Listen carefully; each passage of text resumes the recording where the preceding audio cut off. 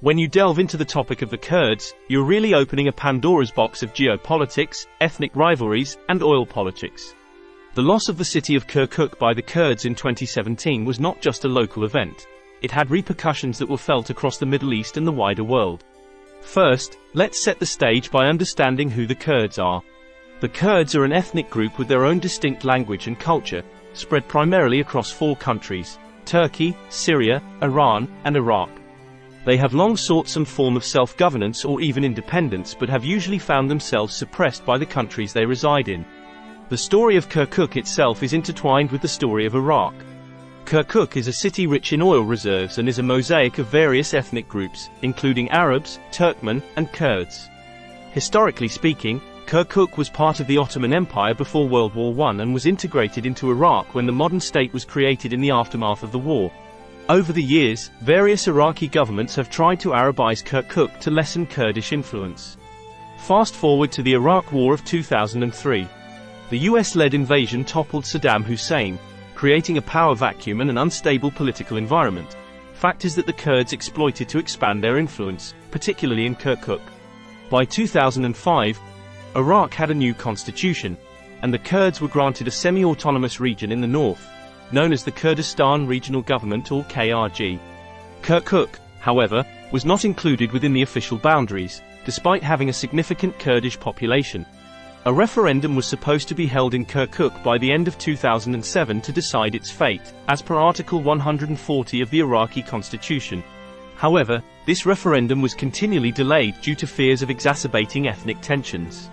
Meanwhile, the KRG strengthened its military force, known as the Peshmerga. With the emergence of the Islamic State in 2014, the Peshmerga became a key ally of the US in the fight against the terror group. The Kurds used this opportunity to assert control over a larger portion of Iraq, including Kirkuk. As the Islamic State was driven out of Iraq, a sense of triumphalism swept through the KRG, culminating in a controversial independence referendum held on September 25, 2017.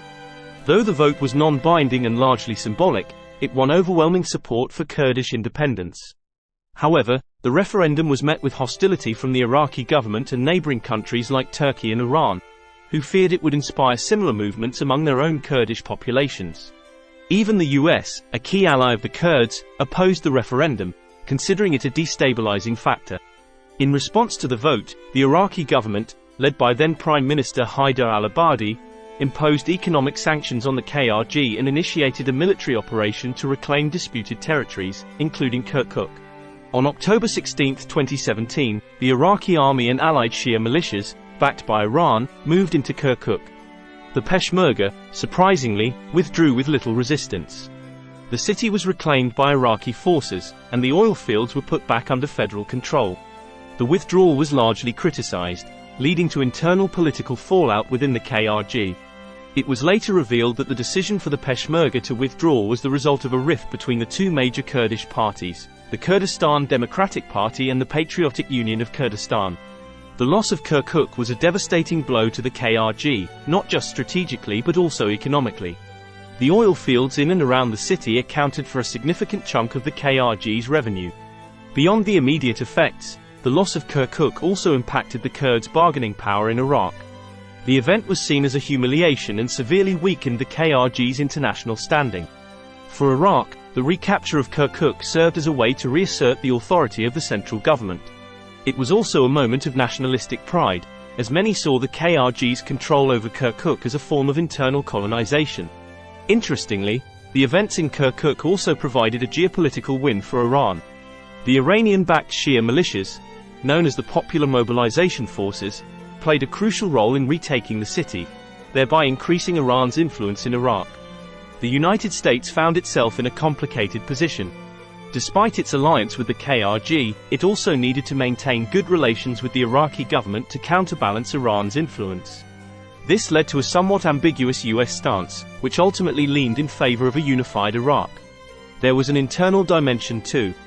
The loss of Kirkuk exposed the divisions within Kurdish politics, questioning the effectiveness of the Peshmerga as a unified force and highlighting the need for political cohesion within the KRG. The events also reignited Arab-Kurdish tensions in Iraq. The Kurdish claim over Kirkuk was seen as overreaching by many Iraqis, particularly among the Arab and Turkmen populations.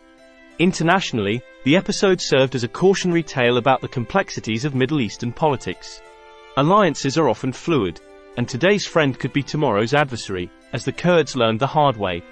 The loss of Kirkuk also presented a significant setback for Kurdish aspirations of independence. The loss of the oil-rich city meant that any future independent Kurdish state would struggle to be economically viable. As for the current situation, Kirkuk remains under the control of the Iraqi government. While some efforts have been made to rebuild and stabilize the city, ethnic tensions remain high, and the political situation is still very much in flux. In conclusion, the story of how the Kurds lost Kirkuk is a tale of ambition, geopolitical chess, and the harsh realities of power politics. It's a case study in how domestic politics, regional rivalries, and international alliances can converge to shape the destiny of a city and its people. It's a complex, multi-layered issue with no easy answers, and one that will continue to evolve as the power dynamics in the Middle East shift.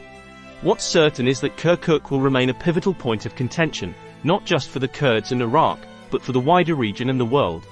And so, as we delve deep into the intricacies of Middle Eastern geopolitics, the saga of Kirkuk and the Kurds offers us a window into the complexities, the alliances, the betrayals, and the ceaseless quest for power that define this volatile region. Thank you for joining us on this complex journey through the maze of history and politics. Please consider liking and subscribing for more intriguing content on this fascinating region.